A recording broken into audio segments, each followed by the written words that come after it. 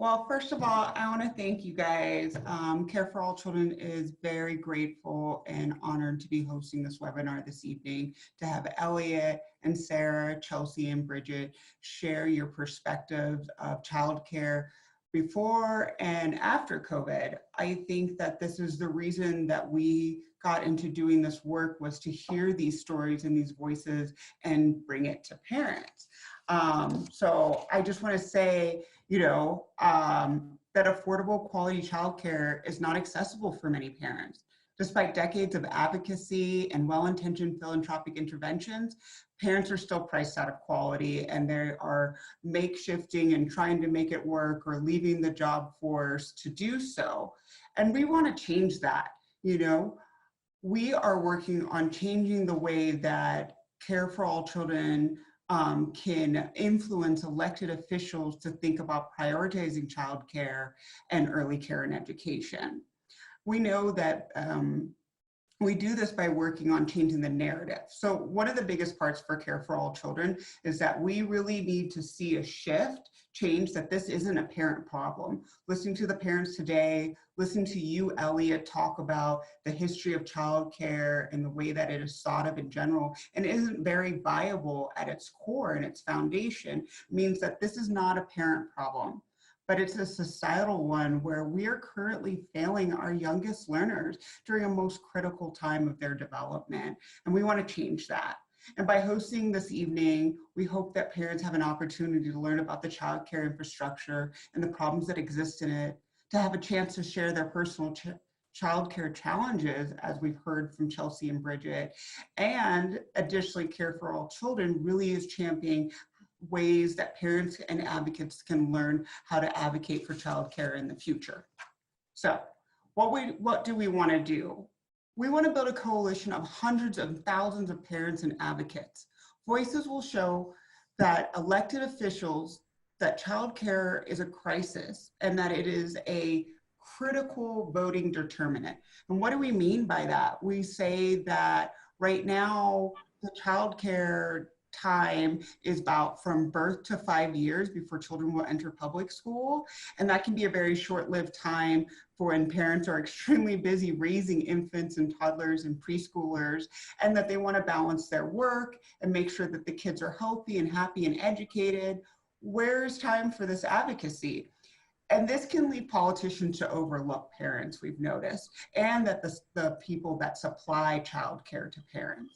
So COVID has really highlighted the need for this. It exasperated and brought it to our surface. We see now that we have parents balancing childcare in their homes, and we'll see kids running in cameras. And I love seeing this, and I think it's brought it out to the public. But now we need to take the next step, and we need to elevate these voices of advocacy and add weight behind our messaging to accelerate this movement and put pressure on officials that are elected. And to drive this awareness, we have committed, if you want to go to the next slide, we have created a couple of options for parents and advocates to advocate. The first is their ability to share stories on Facebook, Instagram, and Twitter. And I really feel like hearing from Bridget and Chelsea that their story isn't unique. Unfortunately, we're hearing this across the nation, of how people are dealing with COVID, pre-COVID and now. And it's a shared experience, and there's power in that. And there's power in sharing that, and there's power in shifting the narrative together. And that's what we want to do in these communities. Additionally, the Care for All Children's website is designed for parents to meet them at the intersection of their busy lives. We know that you guys are taking on a lot and even more now. So we have, designed this so you guys can take control, especially right now during the presidential campaign year, to tell candidates in an automated email that you are a voter who wants to stand next to the next president who will prioritize affordable quality childcare. It's an election year. This is a great time to be heard and to put your voice to use. And we are ready to gather all those voices collectively and build a really strong, tower with them. And lastly, we have a petition for all of our advocates to add their voice to the work that we're doing on the Hill and across the nation with many other organizations that are doing this work as well. We want to say we are keeping a watchful eye on this, and we are working diligently to make sure childcare is on the candidates' agenda this year. Wow, as we've talked today and heard from you all, there are a lot of immediate needs that are going to arise from COVID in the coming months.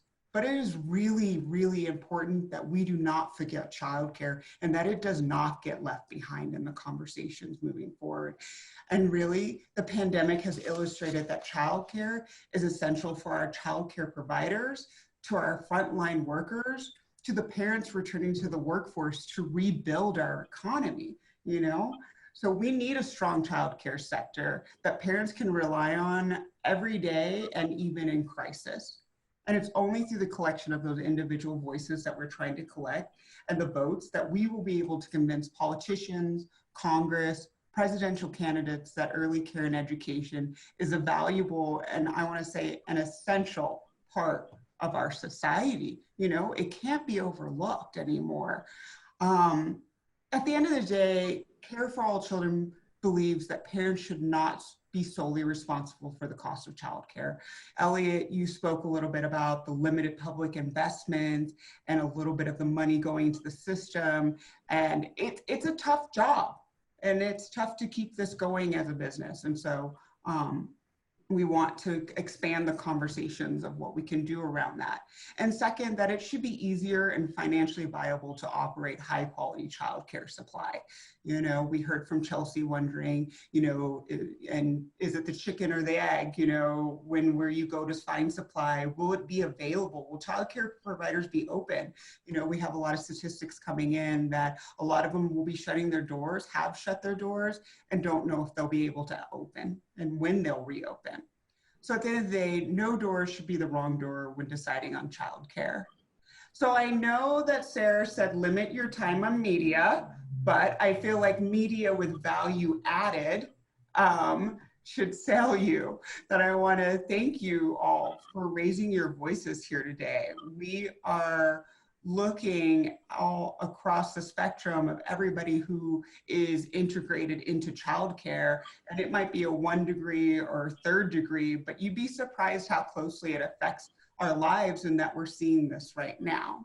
So, assuming that you've already signed the petition, help us continue to build awareness and support for accessible, affordable, high-quality childcare by becoming an ambassador for Care for All Children and sharing your support on social, limitedly, and inviting your friends and family and community to join the movement.